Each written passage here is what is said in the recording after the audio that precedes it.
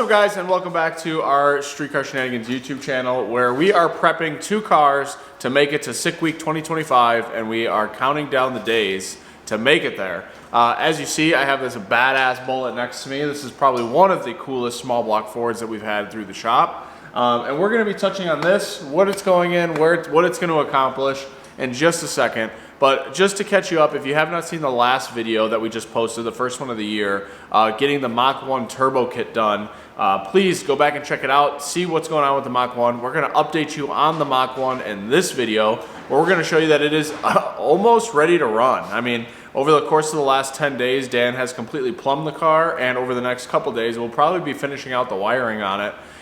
So aside from getting some things polished and coated and all those things, the car's actually really close to being done, and hopefully we see it on the rollers next weekend, where this one will also be. So make sure you smash the subscribe button down below, give us a thumbs up, comment down below which car you're following. Are you more interested in Bob's car or the Mach 1 progress? Let us know which one interests you the most. And without further ado, let's get into this week's video.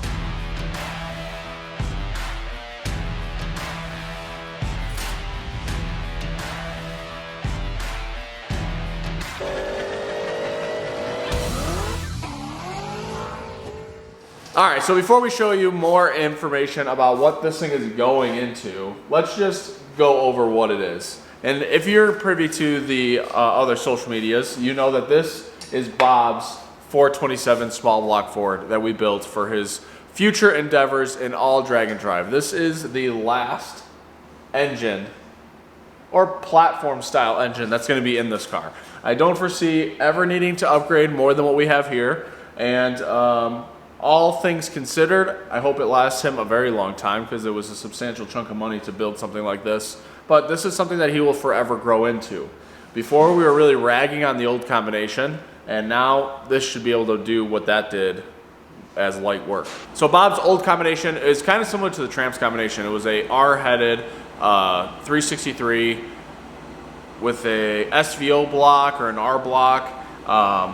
We obviously had some head gasket issues all the time, kind of standard for that kind of combination. We were leaning on it pretty hard for it to make the mile an hour that it went. And we had some difficulties, obviously, with valve train being one of the biggest problems that we had with that car. Camshaft was super aggressive for street driving. Valve train wasn't, the valve train meaning rocker arms and valve springs, wasn't really up to a driver style task. So we've addressed all of those issues and more with this Bullet. Let's go over the basics on this. It has well, it's a 427. It's a Dart Iron Eagle block. It has a Molnar billet crankshaft. It has Molnar billet H-beam rods. It is a 4.0 stroke and 125 bore, so it is a 427. These are Higgins heads and intake from Australia. So it is a canted valve small block Ford. It is super badass.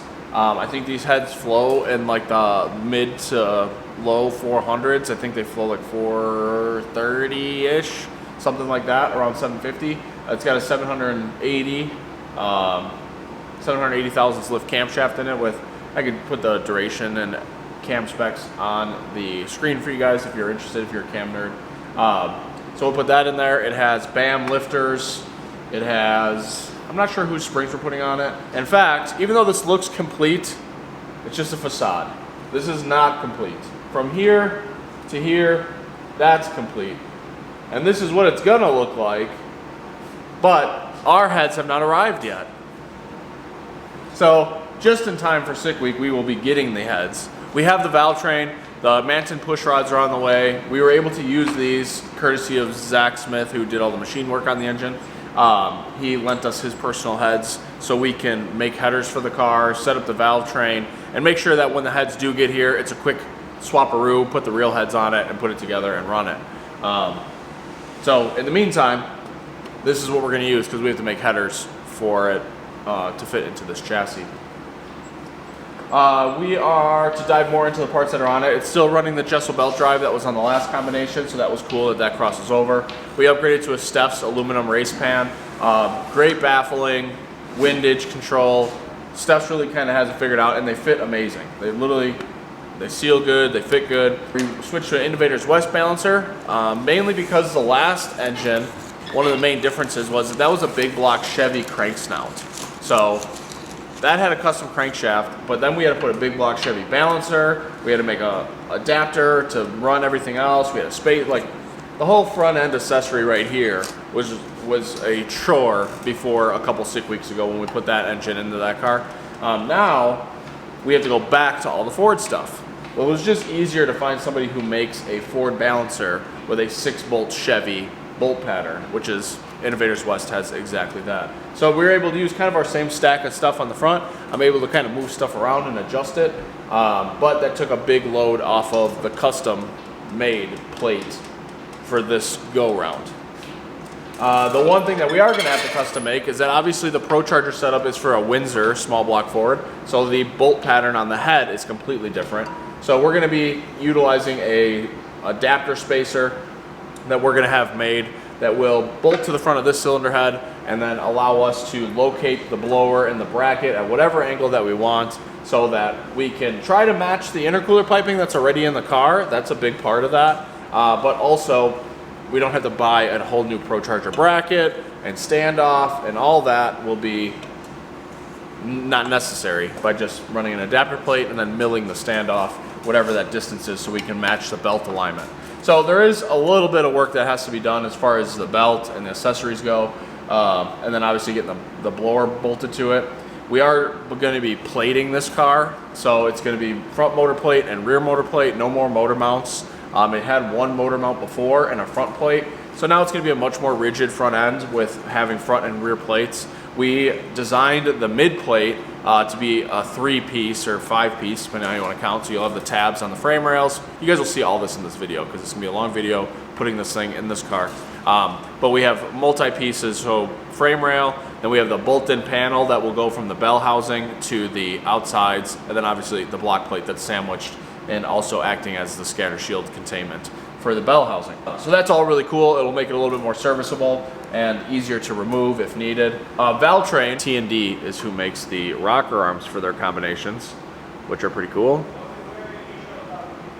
Very nice, stainless steel. This, the combination of this, valve springs and lifters will really, you know, camshaft too, Valtrain, just Valtrain. The whole Valtrain will make or break the fact if you have fun on a drag and drive or if you live through hell the entire time. And hopefully utilizing some of the best products on the market, these steel bush lifters from BAM, and then the right cam combination that's really mild for what, you know, what this setup is capable of. This is a mild camshaft. It doesn't have crazy 1 inch of lift. It doesn't have, you know, 300 degrees of duration like the last camshaft. It is tamed down. With this cam, this is significantly less camshaft than the old combination had, which is why we broke stuff all the time. So the intensity of this is softer, and then being that it's larger cubic inch, we should actually pick up a ton of mid-range, which is going to kind of make the clutch tuning difficult and power management, but we will have a lot of power on tap to try to get this thing to really get rolling. But anyway, so stainless rockers, good springs, cam. I think that pretty much wraps up what's going on here. The Motion Icon throttle body. Very nice. At PRI, we scored a sweet deal on the Shaun's alloy elbow. So right now, from the top to like that rack line right there, that's where the steering rack goes, we have like 27.5 inches. Right now up in here, from the rack to the hood closed, we have like 27.75 inches. So it's gonna be a tight fit. We had Flat Out make us some custom 1/2 inch flanges for the headers, so those are gonna be super beefy. Those will work nicely. I'm not sure if I want to run them individual tubes. I'm gonna see, since there's no motor mounts, I might be able to build these headers where they go in and out of the car nice and easily. If they go in and out of the car nice and easy, then I will leave them one piece. If they don't, then obviously I'll just cut these so the tubes can come off. It's gonna be 2 inch primary to 3.5 inch exhaust. The exhaust we're just gonna meet up with the stuff that we've already made. So that's good. So here's the current situation. Now we've already done a pretty good amount of work to Bob's car a couple weeks ago. We've only been off of it for about a week because when this car would launch, you would watch the axle move. When we aligned it, it had like 2 degrees of negative camber on both rear wheels. So there was, and then the car is as cool as it is and as nice as it looks, is actually like a 200,000 mile donor car. So there is some rust problems the torque box has had. It has some rust problems in the front frame rails that we have to address. So there is some gremlins still, but we took care of all the rear end ones last week. Bam! So we did a pretty custom setup here. It's got Marty torque boxes, Marty Marilat Racing, upper and lower torque boxes installed. Racecraft upper control arms, billet upper control arms, which we actually put those on at the last sick week. These are temporary control arms. I made my own because they needed to be a little bit shorter in order to kind of be a little bit more form-fitting to utilize all the adjustment holes. It used to have a bolt-on poly bushing anti-roll bar, which was great in its own way. But we could tell that the car was moving around on the launches and down track, partly because the bolt-on relocation brackets that were on the old housing were moving. We saw a witness of that. They weren't welded on, because we kind of used them to experiment. I did not think that they would move around, but they sure did, which caused the car to move around down track. Not to mention there was a bunch of broken spot welds in the lower control torque box on one side. So there was a lot going against us. We kept the stock tank, which required notching the floor, so we made our own panel up there. You can see now the coilover bar and anti-roll bar all goes up there. So there's lots of space here for activities, so that worked out good. And we utilized the same coilovers that it had already, so that'll be good. We might experiment with spring rate. The problem is that we're definitely going more and more radial built, so I want to put a soft spring on it. But then when you put a trailer and cargo and everything like that on it, that becomes more difficult to run. So we'll see how this is going to work out. We're just going to kind of leave the spring rate with what we had before. I think it was working good. I actually think we had it separating too fast, and we were topping out the shock really quick on the times that we had tire shake problems. So I need to slow that down and maybe make the bar angle a little bit more aggressive, but use the shock to control it so we can apply power and keep it planted to the ground. This car only averages so far like a 140, 60 foot, 138. I think its PB is like a 136. And I really think that we should have a 10th off of that. So with the new power plant and being able to utilize the power that the new power plant can do to use, this car should easily be able to turn into an 850 consistent car. And that's really the goal. Don't have to lean on the power plant too hard, have good, solid, repeatable suspension adjustments, and be able to rock out. We did narrow the housing quite a bit. So right now it's got like almost 2 inches of wheel spacer on it, 1.5 inches. Because eventually we're going to mini tub the car, tuck the wheels in. So for right now, this is how it's going to be, which is still like a 1/2 inch tucked compared to last year. We'll worry about mini tubbing it and putting some nasty offset wheels, 12 wides, all that stuff in its next phase for sick week, which is where we will be hopefully safety certed to go faster than the 850 that we're going to be working on. All right, so there's a nice 12-minute entry on what is going on with this car. So we're gonna get started on this. We have to do some more cleanup on the frame rails and the K-member. We cut the motor mounts off of it. And then we're gonna start mocking up where the engine's gonna go, bolting it to the bell housing, things like that, so we can kind of see where it's gonna get located. I have to and want to get it as low as possible in the car. And then I was debating moving it back, but we're probably not going to move it back any, because realistically, the next go around we have to adjust the frame rails and some other things. So we'll probably end up addressing that now. For the sake of time, it'd be easier to just leave the trans mount where it is, bolt the engine to it, lower it down a little bit, be able to use the same drive shaft, and then build the headers from there. In the future, if I have to make a new mid pipe or just like cut it and move it back because I want to move the engine back, not really that big of a deal. So we want to get it in and low because it's always going to be low from here on out. And then the rest of the stuff we'll address later. There is one more cool piece of equipment that we're going to try to get to fit on here. I thought it was going to be easy, but as of right now, it's looking like it's going to be a little bit more difficult than I had originally intended. But this thing is pretty sweet. Australian muscle parts. And I believe that they make the Howard's belt drive kits, or they help them do that or something like that, because I actually got this from Luke B, who said that he had a small block 4 crank support. And this thing is sick. Now, these are all like Elky Digger, or this one. This is kind of very similar to the Elky Digger one. Wink, wink. But they're all kind of designed to have like a root style blower, so the belt goes up, right? So you don't have to worry about clearing a belt on both sides. However, when this is on the front of the engine, the side slinger, the belt will probably have to go through here. Is problem number one. Might hit this one, problem number two. And the alternator has to go through the other side on this car. So it might get a little complex. I would like to have it on the car.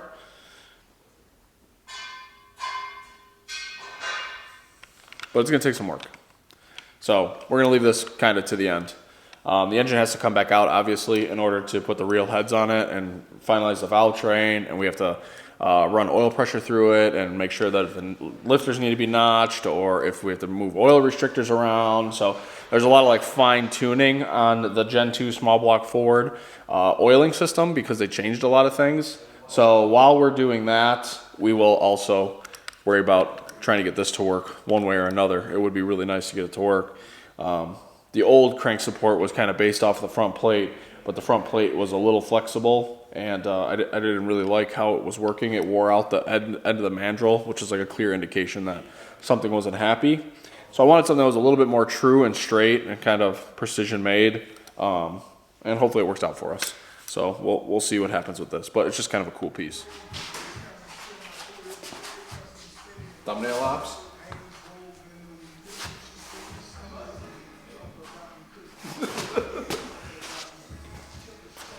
All right, well, we have the motor in the engine bay. We should have time-lapsed that, but it only took a few minutes and it's not actually in there. It's literally sitting on the K-member, sitting on the steering rack, because the steering rack's the limiting factor getting it low.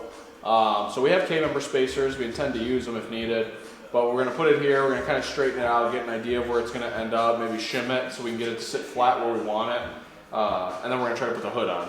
And then if it doesn't fit, then we have to put the K-member spacers on and redo it again. So I'm sure we'll have the opportunity to time-lapse one of these times it going in and out. But it actually looks freaking sick in here, even right now. It looks like we'll, if we can get the motor down a little bit more, you can see it's like crooked. But it looks like there'll be a lot of room for headers without having the motor plates in the way. The front tubes will be a little funky getting around the K-member, but I'm sure they're gonna end up turning out super sick. So we're gonna go up in the air, see how it's pointed in the car. Right now I think it's pointed way crooked. So try to get it to where we can start working with it, use some ratchet straps and stuff to hold it where we want it, and then tack in some front tabs so at least we have a locator for the front, probably remove it, get the K-member spacers in it, and then go back at it again to finish the rear plate.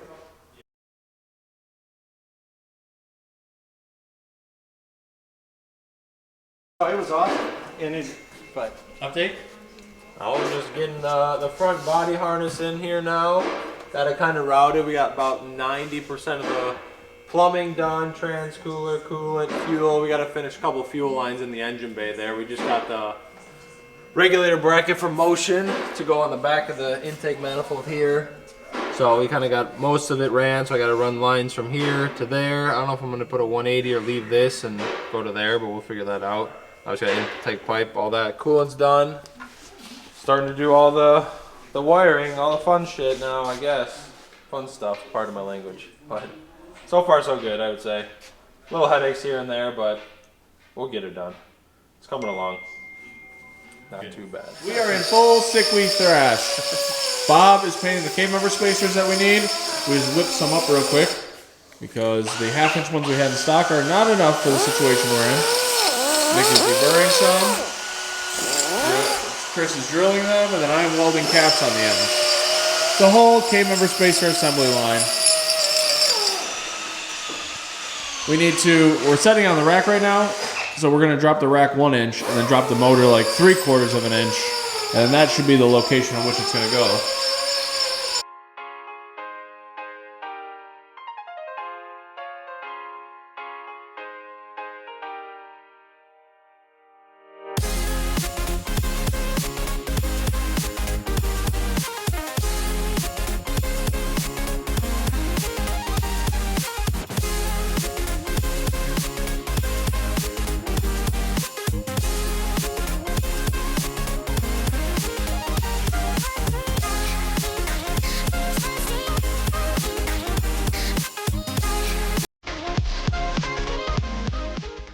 big reveal.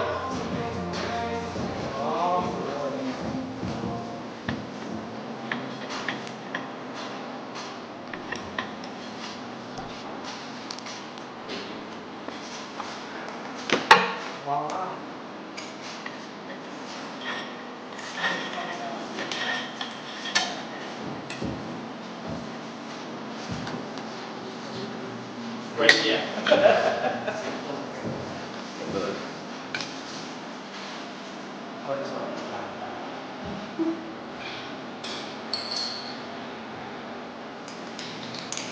Now it's badass. It was badass before, now it's real badass. You said the hood's over there. We're gonna find out here. Finding it out right now.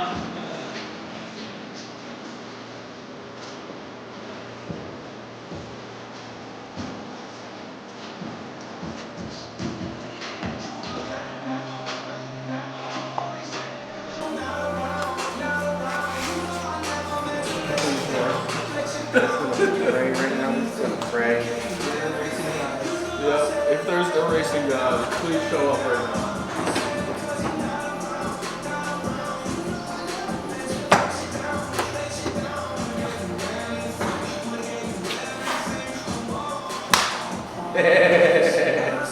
Sleeper, can't even tell, right? Didn't even change anything.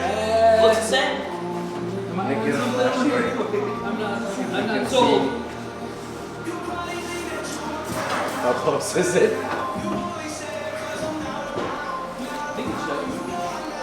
feel like it's on the bar. Oh my gosh, Oh, it dude, is. it's like barely misses. Oh man, it is so close. Oh, you might be. It's like a quarter inch. Yeah. The hydraulic for the hood. I might be on the hydraulic. Yeah. It's like a quarter inch right now. Oh, we have to put a spacer in the hood that sits on. Oh. Yes. Just put the. Now we can build the rest of the car. Right? You ain't gotta cut a hole anymore. Look, why we didn't need a hood? We just saved $2,000. What are we gonna spend it on?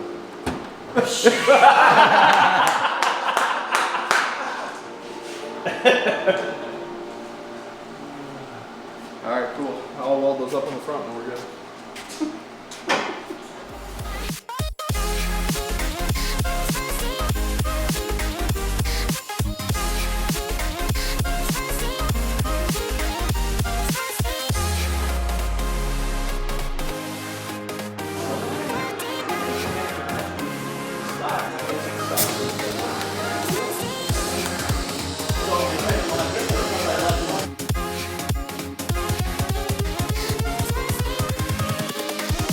Here we go.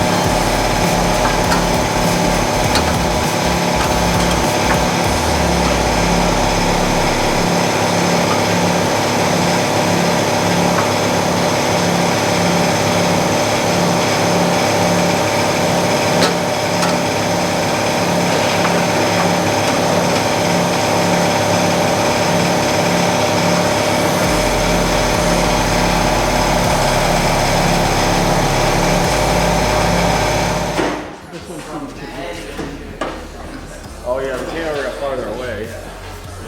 Technically. Did it? Marginally. That still works. Yep. That one's funny. Cool. No redo there. Saved another 500. Just saved another 500. Let's get Ruby and race cars. It's like a Costco around here. Deep in the savings.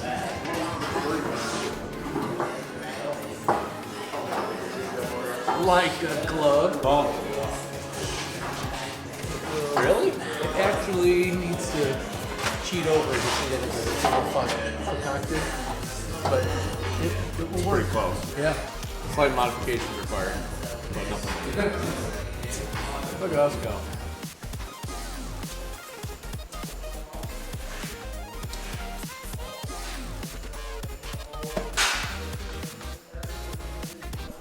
All right, guys, we're getting ready to pull the engine out. You guys see in that last time lapse that we got the front plate tabs welded in. We made a multi-piece motor plate that is bolted in.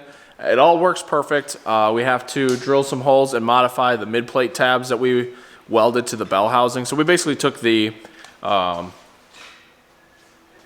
containment block plate, added some 1/8 inch wings to that. It's made out of 1/8 inch steel already. Added some 1/8 inch wings to that, put 3 mounting holes on each side, and then turned that into our motor plate to the outside. That'll make servicing it easier, removing it easier, keeps the mid plate not full width, and it should still accomplish the same goals. We do have to build a travel limiter into the system so that the engine doesn't move fore and aft, kind of brace that up a little bit.